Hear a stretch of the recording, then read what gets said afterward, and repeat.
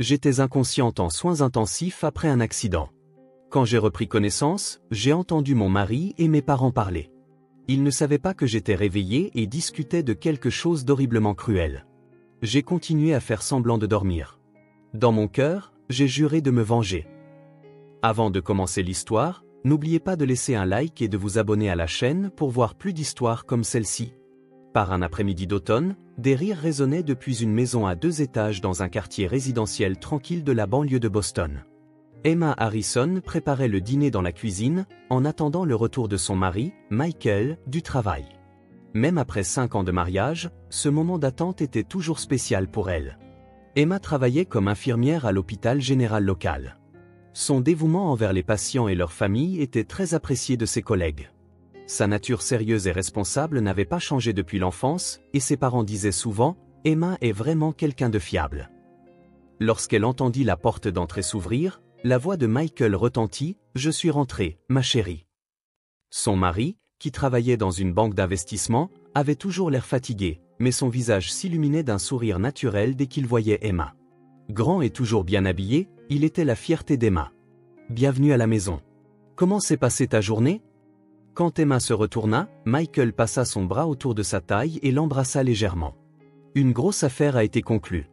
Je pense que je peux m'attendre à une prime, » dit doucement Michael en caressant les cheveux d'Emma. « C'est grâce à toi que je peux travailler si dur chaque jour. » Emma rougit. Même après 5 ans de mariage, les paroles de son mari réchauffaient encore son cœur. Ils n'avaient pas encore d'enfants, mais avec leurs emplois du temps chargés, ils se disaient que cela arriverait un jour, c'était certain. Le week-end, Emma et Michael rendaient toujours visite à ses parents. Les parents d'Emma, David et Linda, attendaient toujours avec impatience la visite de leur fille et de leur gendre. Ils adoraient particulièrement Michael, le considérant comme leur propre fils et se vantant auprès des voisins, Emma a épousé un homme bien. Ce jour-là encore, la table de la salle à manger chez ses parents était garnie des plats faits maison par sa mère, Linda. Son père, David, était absorbé dans une discussion sur les investissements avec Michael, tandis qu'Emma aidait sa mère à ranger la cuisine. Le temps passé en famille à 4 était toujours paisible et chaleureux. « Oh, ça me fait penser », s'exclama soudain Linda, comme se souvenant de quelque chose. Sarah a appelé avec une bonne nouvelle. Sarah était la sœur cadette d'Emma, qui vivait encore chez leurs parents. Après avoir obtenu son diplôme universitaire, elle avait enchaîné les petits boulots, mais aucun n'avait duré, et elle était actuellement sans emploi. Leurs parents disaient que Sarah se cherche encore, et continuaient de la soutenir. « Quel genre de nouvelles ?» demanda Emma, et le visage de Linda s'illumina. « Elle est enceinte. Je n'arrive pas à croire que je vais bientôt être grand-mère. » Emma s'arrêta net. La grossesse de sa sœur était une nouvelle inattendue. Elle n'avait jamais entendu dire que Sarah avait un petit ami stable. « Qui est le père ?» demanda Emma prudemment, et Linda prit un air un peu évasif. « Il semble qu'il y ait des circonstances compliquées. Mais si Sarah est heureuse, c'est le plus important. » À cet instant, la porte d'entrée s'ouvrit avec fracas. La voix joyeuse de Sarah résonna dans toute la maison. « Écoutez tous !» Sarah, qui apparut dans le salon, montrait en effet des signes de grossesse. Sa silhouette légèrement arrondie et son expression radieuse. Leurs parents se levèrent et la prirent dans leurs bras, et David avait même les larmes aux yeux. « Félicitations, Sarah !» Emma offrit également ses sincères félicitations. Le bonheur de sa sœur était quelque chose à célébrer pour elle aussi. Michael dit également « Félicitations ». Mais pour Emma, son expression semblait un peu crispée. Elle pensa qu'il était probablement juste surpris et n'y prêta pas plus attention. Cette nuit-là, sur le chemin du retour, Michael était exceptionnellement silencieux. Quand Emma dit que la grossesse de Sarah était surprenante, il répondit seulement « Oui, en effet ». Il semblait concentré sur la conduite, et leur conversation habituelle n'eut pas lieu. Arrivé à la maison, Michael se coucha tôt. Emma resta seule dans la cuisine, buvant un thé et repensant aux événements de la journée. La grossesse de Sarah était certainement une surprise, mais la perspective d'un nouveau membre dans la famille lui réchauffait le cœur. « Je vais être tante », murmura doucement Emma. L'idée de choyer l'enfant de sa sœur lui arracha un sourire. Avant d'aller se coucher, Emma contempla les photos de famille dans le salon. Sur la photo de leur mariage, elle et Michael se tenaient la main en riant. À côté, il y avait une photo de toute la famille, ses parents, Sarah, et elle-même avec Michael. Tout le monde souriait et semblait vraiment heureux. « Nous avons de la chance. chuchota doucement Emma à la photo avant d'éteindre les lumières et de se diriger vers la chambre. Le lundi matin, Emma se réveilla à 6 heures. Comme d'habitude, elle se levait 1 heure avant Michael pour préparer le petit déjeuner. L'arôme du pain grillé emplissait la cuisine et la cafetière émettait un doux bruit. Ces moments matinaux étaient la partie la plus paisible de la journée d'Emma. À 7 heures, Michael sortit de la chambre. Après sa douche, il enfila son costume habituel et noua sa cravate. « Bonjour, ma chérie », dit-il en déposant un léger baiser sur la joue d'Emma. Cette routine quotidienne était restée inchangée depuis leur mariage. « Tu rentres tard aujourd'hui ?» demanda Emma, et Michael afficha une expression pensive. « Oui, un nouveau projet a commencé, donc je pense que je serai occupé pendant un certain temps, » répondit-il en prenant sa tasse de café. « Toi aussi, tu seras occupé à l'hôpital, alors faisons attention à nous. » Emma hocha la tête. Il n'était pas rare que le travail de son mari soit prenant. Étant donné son poste dans une banque d'investissement, il était normal que les heures supplémentaires s'enchaînent au début des projets. Le travail à l'hôpital était une source d'épanouissement pour Emma. Ce jour-là encore, du matin au soir, elle se consacra aux soins des patients. En particulier, Madame Thompson, une patiente âgée dont elle était responsable, chérissait Emma comme sa propre fille. « Je me sens en sécurité quand vous êtes là », disait Madame Thompson en tenant la main d'Emma. « Vous serez sûrement une mère merveilleuse. » Emma sourit. De tels mots de la part des patients lui réchauffaient le cœur. Elle termina sa journée de travail en pensant qu'elle aussi, elle aimerait devenir mère un jour. Même après 20 heures, Michael n'était pas rentré. Emma dîna seule et attendit le retour de son mari en regardant la télévision. Vers 21h30, elle entendit enfin la porte d'entrée s'ouvrir. « Bienvenue à la maison. Je vais te réchauffer le dîner. » Emma se leva et Michael fit un geste las de la main. « J'ai déjà mangé. J'avais un dîner d'affaires avec des clients. » Emma fut un peu surprise. D'habitude, Michael la prévenait à l'avance lorsqu'il avait des dîners prévus.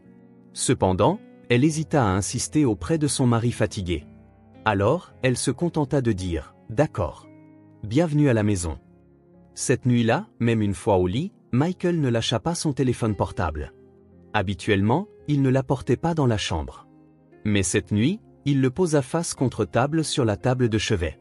Quand Emma demanda « C'est quelque chose d'important », il donna une réponse vague, juste au cas où il y aurait des urgences. La nuit suivante, Michael rentra de nouveau tard. Cette fois, il était plus de 22 heures et il expliqua encore, la réunion avec les clients s'est prolongée. Emma commença à s'inquiéter, mais elle faisait confiance à son mari et n'insista pas. Le jeudi soir, Emma rentra tôt de l'hôpital. Elle n'avait eu que le service de l'après-midi, ce qui était inhabituel. Quand elle arriva à la maison, la voiture de Michael était dans l'allée. Se disant, c'est rare qu'il rentre si tôt, elle ouvrit la porte d'entrée pour trouver Michael retirant précipitamment son téléphone de son oreille avec une expression troublée. « Oh, Emma, bienvenue à la maison. » Sa voix était légèrement plus aiguë. « Bienvenue à la maison. Tu as pu rentrer tôt aujourd'hui, » sourit Emma, et Michael répondit, « Je ne me sens pas très bien. » Cependant, son attitude semblait plus celle de quelqu'un de contrarié que de malade. Le vendredi soir, ses parents les invitèrent à dîner. « Sarah se sent bien, alors dînons tous ensemble », avait dit sa mère au téléphone. Emma se réjouissait de cette réunion de famille après une longue période. Quand ils arrivèrent chez ses parents, Sarah regardait la télévision sur le canapé. Elle semblait avoir pris un peu de poids depuis le début de sa grossesse, mais elle avait bonne mine et paraissait heureuse. « Ma sœur Emma, bienvenue. » Sarah se tourna et sourit. « Le bébé dans mon ventre va bien aussi. »« C'est merveilleux. Dis-moi s'il y a quelque chose que tu veux. » Emma s'assit à côté de sa sœur, et Sarah hocha joyeusement la tête. Michael discutait d'investissement avec leur père David, mais il semblait moins bavard que d'habitude. Quand leur mère Linda dit avec inquiétude, Michael a l'air fatigué, lui aussi, il esquissa un sourire fatigué et dit, « Le travail a été chargé. » À table, leurs parents continuèrent de parler joyeusement de la grossesse de Sarah. « Allons voir les articles pour bébé. Nous devons préparer la chambre, » traitant l'événement comme si Sarah attendait le premier petit enfant. En réalité, ce serait aussi le premier neveu ou la première nièce d'Emma. Mais l'adoration de ses parents semblait un peu excessive. « Sarah a toujours été spéciale », dit Linda en caressant les cheveux de Sarah. « Cet enfant a été aimé de tous depuis sa naissance. » Emma hocha la tête avec un sourire. En effet, sa sœur avait grandi en recevant les faveurs de leurs parents depuis l'enfance. Belle, charmante et aimée de tous. Emma était sérieuse et responsable, mais n'avait pas le glamour de Sarah. Cependant, elle n'en avait jamais été jalouse. Le bonheur de sa sœur était aussi une chose à célébrer pour elle. Emma et Michael ne devraient-ils pas commencer à penser aux enfants, eux aussi, dit soudainement leur père David. Emma rougit un peu. Quand elle répondit « oui », un jour, Michael resta silencieux. Son mari, qui aurait habituellement répondu « c'est vrai », était étrangement calme. « Michael ?» Quand Emma regarda son mari, il sembla sursauter et répondit à la hâte « oh, oui, c'est vrai ». Après le dîner, Emma et Sarah rangèrent la cuisine ensemble. Sa sœur était de bonne humeur, parlant joyeusement du bébé dans son ventre. « Je me demande s'il ressemblera au père ou à la mère », dit Sarah en séchant la vaisselle. Et Emma demanda « as-tu pu voir le père ?» Les mains de Sarah s'arrêtèrent légèrement. « C'est encore un peu compliqué », fut la réponse, « mais je suis sûre que tout ira bien. » Emma n'insista pas. Elle pensait que sa sœur devait avoir ses raisons. Sur le chemin du retour, Michael était silencieux au volant. Même quand Emma dit « c'était amusant aujourd'hui », seule une courte réponse « oui, en effet », lui parvint. Le comportement de son mari ces derniers temps n'était clairement pas normal. Était-ce le stress du travail ou y avait-il une autre raison? Arrivé à la maison, Michael dit « j'ai un voyage d'affaires qui commence tôt demain matin. Je ne reviendrai pas avant mardi prochain. » Une si longue période? Je n'étais pas au courant, s'étonna Emma. Et Michael répondit, ça a été décidé soudainement. Le lendemain matin, Michael partit avec une grande valise. Il avait plus de bagages que pour ses voyages d'affaires habituels et semblait quelque peu pressé. Après un baiser machinal, il dit « j'y vais » et monta dans la voiture. Seule dans la maison, Emma repensa au récent changement de son mari. Le téléphone caché, les retours tardifs, le silence pendant les dîners de famille. Chaque élément était minime, mais leur accumulation devenait inquiétante. Cependant, Emma faisait confiance à Michael. En 5 ans de mariage, il n'avait jamais menti. Elle se dit qu'il était probablement juste fatigué par la pression du travail. Le dimanche après-midi, Emma décida de faire une longue promenade en voiture pour la première fois depuis un moment. Elle pensait profiter d'un peu de temps seule pendant l'absence de Michael. Montant dans sa berline bien-aimée, elle se sentit le cœur léger en conduisant, profitant du paysage de la banlieue. Au crépuscule, sur le chemin du retour, alors qu'elle s'arrêtait à un feu rouge, Emma sentit que quelque chose n'allait pas. La sensation lorsqu'elle appuya sur la pédale de frein semblait un peu différente de d'habitude. Cependant, la voiture s'arrêta normalement, alors elle pensa que c'était probablement son imagination. Reprendre conscience fut comme remonter du fond d'un océan profond. La tête d'Emma était lourde, comme enveloppée de brouillard, et une douleur sourde parcourait son corps.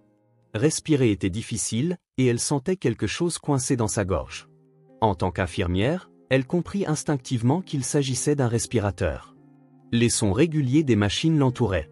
Le bip des moniteurs cardiaques, le bruit de fonctionnement des respirateurs, le goutte-à-goutte des perfusions. Ces sons étaient familiers à Emma. Il ne faisait aucun doute qu'elle se trouvait dans une unité de soins intensifs. Sa mémoire revint progressivement. Le dimanche soir, en rentrant de sa promenade en voiture, elle attendait à un feu de circulation. Au moment où elle tenta de démarrer, lorsque le feu passa au vert, les freins lâchèrent. Paniquée, elle avait tourné le volant et s'était écrasée dans l'intersection. Sa mémoire s'arrêtait là. Emma essaya d'ouvrir les yeux, mais ses paupières semblaient lourdes comme du plomb. Elle essaya de bouger son corps, mais ne put remuer ne serait-ce qu'un doigt. Cependant, son oui était clair. Les bruits de pas, les conversations, les sons des équipements médicaux, tout était parfaitement audible. Elle ne savait pas combien de temps s'était écoulé. Soudain, une voix familière résonna dans la chambre d'hôpital. C'était la voix de Michael. « Que disent les médecins ?» La voix de son mari semblait inquiète, mais une froideur s'y mêlait. « Elle est toujours dans un état inconscient », répondit la voix de son père, David. « Il s'inquiète aussi de possibles lésions cérébrales. » Emma voulait crier dans son cœur. Elle était consciente, pourquoi personne ne le remarquait? Mais son corps ne répondait pas. Pauvre Emma. La voix de sa mère, Linda, tremblait. C'était une bonne conductrice. Pourquoi a-t-elle eu un tel accident? Il semble que les freins aient mal fonctionné, dit Michael. L'enquête de police l'a confirmé aussi. Le cœur d'Emma se mit à battre violemment. Dysfonctionnement des freins. La sensation étrange qu'elle avait eue ce jour-là n'était donc pas son imagination. Mais pourquoi les freins avaient-ils lâché? La voiture venait juste de passer son contrôle technique. « Comment va Sarah ?» demanda David. « Elle est choquée, mais son état est stable », répondit Michael. « Comme elle est enceinte, nous faisons attention à ne pas lui causer trop de stress. » Emma se sentit un peu soulagée par les paroles de son mari, qui se souciait de sa sœur. Au moins, il semblait que toute la famille s'inquiétait pour elle. Cependant, la conversation qu'elle entendit ensuite bouleversa complètement le monde d'Emma. « Quand l'infirmière revient-elle » La voix de Michael se fit plus basse. « Nous devrions être tranquilles pour encore 10 minutes, répondit Linda. C'est la fin des heures de visite, personne ne viendra dans cette chambre. Pourquoi vérifier-il l'absence de l'infirmière ? Emma commença à ressentir de l'anxiété. Alors, est-ce que c'est vraiment sûr ? La voix de David était tendue. L'enquête de la police ne révélera rien ? Ne vous inquiétez pas, la voix de Michael était assurée. Le sabotage des conduites de frein était parfait. On dirait une défaillance naturelle due à la corrosion. Le sang d'Emma se glaça. Sabotage. Cela signifiait qu'ils avaient saboté les conduites de frein ? Mais si Emma reprend conscience, la voix de Linda tremblait. Alors, on ne pourra rien y faire, dit froidement Michael. Cependant, selon le médecin, la probabilité qu'elle reprenne conscience est faible. Même si c'est le cas, il y a de fortes chances qu'elle souffre de troubles de la mémoire. Emma sentit la terreur la paralyser. Mais son corps ne bougeait toujours pas. En pensant à Sarah, c'était nécessaire, dit David. Cette fille porte l'enfant de Michael. Tant qu'Emma est là, ils ne pourront pas être heureux. Le bruit du monde s'effondrant résonna dans la tête d'Emma. L'enfant que portait Sarah était celui de Michael. Son mari et sa sœur avaient une liaison et avaient tenté de la tuer. Emma a toujours été une gentille fille, la culpabilité perçait dans la voix de Linda. Mais Sarah est notre trésor. Pour le bonheur de cet enfant, nous ferons n'importe quoi. C'est vrai, acquiesça David. Sarah a été spéciale depuis toute petite. Belle, charmante, aimée de tous. Emma est sérieuse, mais pas spéciale. Le cœur d'Emma fut frappé par une douleur intense.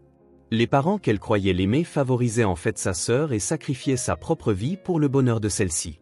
L'argent de l'assurance représentera une somme considérable aussi, dit Michael d'un ton pragmatique. Avec ça, je pourrai commencer une nouvelle vie avec Sarah. Il y aura aussi assez de fonds pour l'enfant. Michael, tu ne ressens rien pour Emma ? demanda doucement Linda. Il y eut un silence. Emma attendit la réponse de son mari. Elle espérait qu'il dirait qu'il avait au moins un peu d'amour pour elle. Je pense que je l'aimais au début, répondit Michael à voix basse. Mais après avoir rencontré Sarah, tout a changé. Sarah était belle, passionnée, tout le contraire d'Emma. Emma était une bonne épouse, mais elle était ennuyeuse. Le cœur d'Emma se brisa. Le mari qu'elle aimait et en qui elle avait toute confiance la trouvait ennuyeuse. Et il la trompait avec sa sœur. Sarah se sentait coupable au début, elle aussi, dit Linda. Mais en recevant l'amour de Michael, elle est devenue vraiment heureuse. En voyant le sourire de cet enfant, je pense que c'était la meilleure chose à faire. Quand nous avons appris la grossesse, je me suis demandé quoi faire, continua David. Mais une nouvelle vie doit être célébrée. Et si c'est l'enfant de Michael, c'est encore mieux. Une fois qu'Emma ne sera plus là, tout s'arrangera, dit Michael. Je pourrai épouser Sarah et construire une famille heureuse avec l'enfant. Vous pourrez aussi choyer votre petit enfant. Des bruits de pas résonnèrent dans le couloir. L'infirmière semblait revenir. Je reviendrai demain, dit Michael. Emma, je t'aime. Ces derniers mots sonnaient comme une comédie. Emma comprit qu'elle avait été complètement trompée. Après que les trois eurent quitté la chambre, Emma était seule. Seul le son du respirateur résonnait dans la pièce.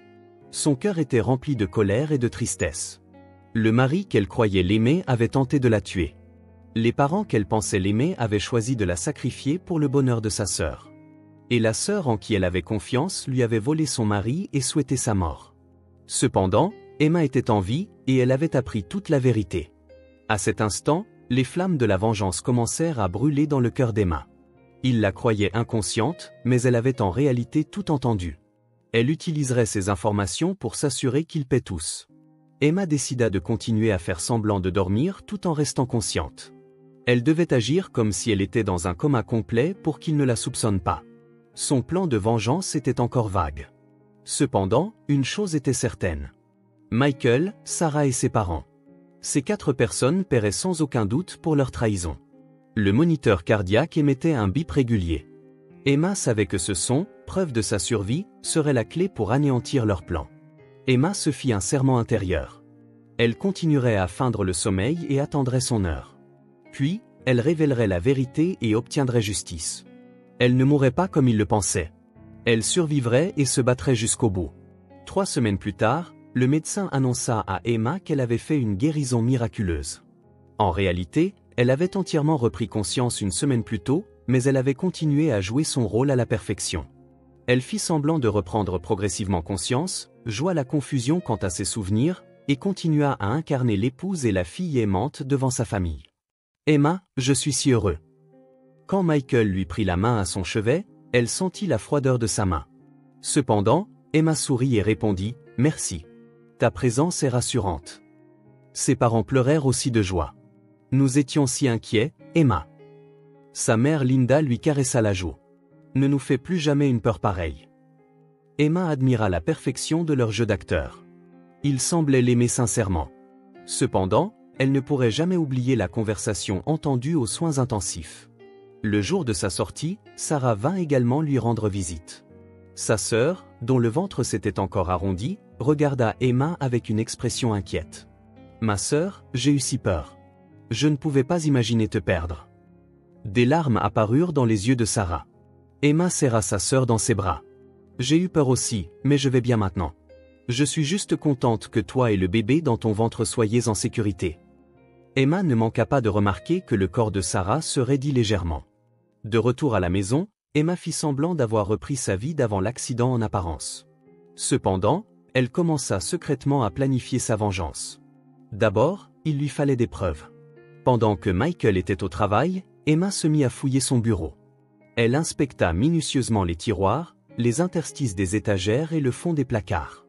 Et finalement, elle trouva un indice crucial. Dans un vieil ordinateur portable, il y avait un historique de mai retraçant ses échanges avec Sarah. Ils avaient été supprimés, mais grâce aux connaissances informatiques de base qu'Emma avait acquises pendant ses études d'infirmière, elle parvint à les restaurer. « Je t'aime, Sarah. Bientôt, ce sera juste notre monde. Ne t'inquiète pas pour Emma. Elle ne sera bientôt plus là. En pensant à l'enfant, je veux que nous devenions une vraie famille rapidement. » En regardant les dates des emails, elle constata que la liaison durait depuis plus d'1 an. Emma n'avait remarqué que récemment les changements de son mari. Elle voyait à quel point ils avaient été habiles pour le cacher. Ensuite, Emma enquêta sur les dossiers de réparation de la voiture. La voiture accidentée avait été mise à la casse, mais les dossiers de la compagnie d'assurance et du garage subsistaient. Le rapport d'enquête mentionnait bien une défaillance due à la corrosion des conduites de frein, mais Emma avait des doutes. Elle appela directement le garage. Quand elle dit « Je suis la propriétaire de la voiture accidentée. J'aimerais connaître les détails de la situation », le responsable lui expliqua gentiment, il y avait certainement de la corrosion, mais il y avait aussi des points anormaux. Cela semblait un peu différent d'une corrosion normale, mais comme l'enquête de police a conclu à un accident. Emma fut convaincue que Michael avait, d'une manière ou d'une autre, saboté les conduites de frein. Pour la prochaine étape de la collecte de preuves, Emma acheta un petit enregistreur.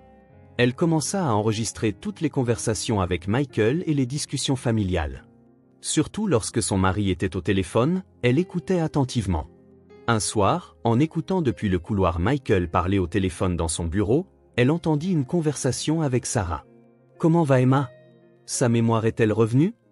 Une partie semble être revenue, mais les événements autour de l'accident sont encore flous. Comme l'a dit le médecin, elle semble oublier ce qui l'arrange. Bien, mais il ne faut pas baisser notre garde. Si elle se souvient de quelque chose, ce n'est pas grave. Emma n'est pas une personne méfiante par nature. En plus, elle me fait confiance. Emma enregistra cette conversation avec l'enregistreur allumé. Quelques jours plus tard, Emma se rendit dans un cabinet d'avocats. Elle prit rendez-vous avec Maître Johnson, une avocate renommée de la ville. C'est une histoire incroyable, mais tout est vrai. Emma étala les preuves devant l'avocate, les emails, les enregistrements et les points suspects concernant la voiture. Maître Johnson examina attentivement les documents. Cela pourrait constituer une tentative de meurtre et une tentative de fraude à l'assurance. Cependant, il nous faudrait un peu plus de preuves matérielles. Que dois-je faire? Si nous pouvions obtenir une confession de votre mari, ce serait le plus fiable. Il nous faut un contenu plus spécifique dans les conversations enregistrées. Emma hocha la tête. Pour obtenir une confession, elle avait besoin d'un plan plus sophistiqué. Ce soir-là, Emma mit son plan à exécution. Quand Michael rentra, elle l'accueillit en larmes. « Qu'est-ce qui ne va pas, Emma ?» demanda Michael inquiet. « Je me suis souvenu d'un peu de l'accident. Les freins n'ont pas fonctionné, et j'ai eu si peur, » dit Emma d'une voix tremblante. « Mais je ne comprends pas pourquoi les freins ont lâché. » L'expression de Michael se durcit un instant. « Il vaut mieux oublier l'accident. Le plus important, c'est que tu sois en sécurité. » « Mais la police a dit que c'était une défaillance naturelle, je ne peux pas l'accepter, » continua Emma en cachant l'enregistreur. « Et si quelqu'un l'avait fait exprès ? » « C'est impossible, » nia vivement Michael. « Personne ne voudrait te tuer. » « Vraiment ? » Emma le regarda dans les yeux. « N'y a-t-il personne qui pense que je suis un obstacle ? » La sueur perla sur le front de Michael. « Qu'est-ce que tu racontes ? Tout le monde autour de toi t'aime. » Emma poursuivit son jeu. « Je m'inquiète aussi pour la grossesse de Sarah. On ne nous a toujours pas dit qui est le père. C'est sa vie privée. » La voix de Michael devint plus aiguë. « Mais si cette personne était mariée ? Si cette personne pensait que sa femme était un obstacle ? » Michael se leva. « Emma, tu es fatiguée. Ce sont peut-être les séquelles de l'accident. Tu devrais te reposer tôt. » Cependant, Emma n'abandonna pas. « Michael, dis-moi honnêtement. De qui est l'enfant que porte Sarah ?» Un long silence s'installa. Michael répondit, le dos tourné. « C'est mon enfant. » Sa voix était faible mais claire. Le cœur d'Emma battit la chamade.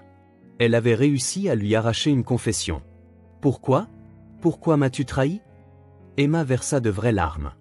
Michael se retourna. Son visage était un mélange de culpabilité et de résignation. « Quand j'ai rencontré Sarah, j'ai senti que c'était le destin. C'était une femme complètement différente de toi. Passionnée, belle. Elle me donnait le sentiment d'être en vie. Alors tu as essayé de me tuer. » Le visage de Michael devint blême. « Qu'est-ce que tu racontes à propos du sabotage des freins ? » Je l'ai entendu aux soins intensifs. J'ai entendu toute la conversation entre toi et mes parents. Michael s'effondra sur une chaise. « Tu savais. J'ai tout entendu depuis le début. Que vous souhaitiez tous ma mort, l'argent de l'assurance, votre avenir avec Sarah. Emma, je suis désolé, mais on ne peut pas revenir en arrière. » Michael se prit la tête entre les mains. « J'aime Sarah. Pour elle et l'enfant, je ferai n'importe quoi. Y compris me tuer. » C'était le plan, admit doucement Michael. « Mais maintenant que tu es en vie ?» Emma sortit l'enregistreur. « Toute cette conversation a été enregistrée. Je la porte à la police demain. » Le visage de Michael se teinta de désespoir. « Emma, attends. Parlons-en. » « Il n'y a rien à dire, » répondit calmement Emma. « Tu as essayé de me tuer et tu as fait de ma famille des complices. Je ne peux pas pardonner cela. » Le lendemain matin, Emma se rendit au poste de police. Elle soumit toutes les preuves et porta plainte. En même temps, elle entama une procédure de divorce par l'intermédiaire de son avocate. Cet après-midi-là, quand la police arrêta Michael, Emma était à la maison. Ses parents et Sarah furent également convoqués pour interrogatoire. Emma regarda par la fenêtre son mari se faire emmener, menotté. C'était la dernière image de l'homme qu'elle avait aimé.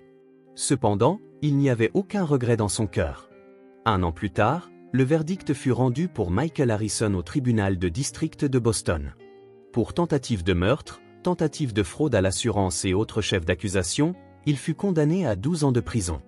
Emma assista silencieusement à ce moment depuis la galerie du public. Ses parents, David et Linda, furent poursuivis en tant que complices et écopèrent chacun de 5 ans de prison. Sarah, en raison de sa grossesse, obtint une peine avec sursis, mais sa relation avec Emma fut complètement rompue. En quittant la salle d'audience, Emma ne se retourna pas. Sa rupture avec le passé était complète. Emma vit maintenant dans un petit appartement en ville. Elle a vendu la maison où elle vivait avec son mari, a utilisé une partie des fonds pour les frais de justice et a économisé le reste pour sa nouvelle vie. Simple mais propre et lumineux, cet appartement était pour elle un lieu de véritable paix. Elle a continué son travail à l'hôpital. Ses collègues, d'abord compatissants face à la situation d'Emma, furent ensuite impressionnés par sa force et sa positivité. En particulier Madame Thompson, dont elle s'occupait, était devenue comme une figure maternelle pour Emma. « Vous êtes vraiment une personne forte », lui dit un jour Madame Thompson en lui tenant la main. « Vous m'avez appris que les liens du sang ne font pas tout. » Emma sourit. La vraie famille, ce sont les gens qui prennent soin les uns des autres et se soutiennent. Ses collègues de l'hôpital étaient aussi devenus comme une nouvelle famille pour Emma. Surtout Carole, l'infirmière en chef en pédiatrie, était la bonne confidente d'Emma. Elle lui tendait toujours la main quand Emma était en difficulté et se réjouissait avec elle dans les moments de joie. La famille, c'est quelque chose que l'on peut choisir, dit un jour Emma en prenant un café avec Carole. On ne s'aime pas parce qu'on a des liens de sang. On devient une famille parce qu'on s'aime. Carole hocha la tête. C'est tout à fait ça. À travers ta difficile expérience, tu as appris quelque chose de très important. La nouvelle vie d'Emma comprenait également du bénévolat. Le week-end, elle se rendait à la maison de retraite locale et passait du temps avec les résidents. Beaucoup d'entre eux étaient des personnes abandonnées par leur famille ou qui se sentaient seules. Quand Emma vient, cet endroit ressemble à un vrai foyer, disait M. Williams, 85 ans. Il avait bien un fils, mais celui-ci ne lui avait pas rendu visite depuis des années. Moi aussi, j'ai l'impression d'être entouré d'une vraie famille quand je suis avec vous tous, répondit Emma du fond du cœur. Le jour de l'audience finale, Sarah attendait Emma dans le couloir. Après avoir donné naissance à l'enfant qu'elle portait, elle avait le visage défait. « Veux-tu m'écouter » La voix de Sarah était faible et tremblante. Emma s'arrêta, mais son expression ne changea pas. « S'il te plaît, je veux que tu me pardonnes. J'ai eu tort. J'ai été manipulée par Michael. » Sarah pleurait. L'enfant est innocent. Cet enfant a aussi besoin d'une tante. Emma répondit calmement. Sarah, c'est le résultat du chemin que tu as choisi. Je ne peux pas pardonner ta tentative de me tuer. Et cet enfant n'est pas mon neveu ou ma nièce. C'est l'enfant de Michael. Mais nous partageons le même sang. Même avec un sang partagé, sans amour, nous ne sommes pas une famille, dit Emma avec fermeté. La vraie famille, ce sont les gens qui se chérissent et ne se trahissent pas. Tu n'es plus de ma famille. Sarah s'effondra en larmes, mais Emma s'éloigna sans se retourner. Maintenant, Emma est entourée de personnes qui l'aiment et la soutiennent vraiment. Ses collègues de l'hôpital, les personnes âgées de son lieu de bénévolat et de nouveaux amis.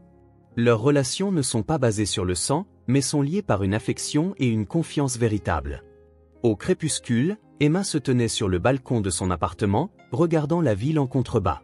Les événements cauchemardesques d'il y a un an lui avaient appris la chose la plus importante dans la vie.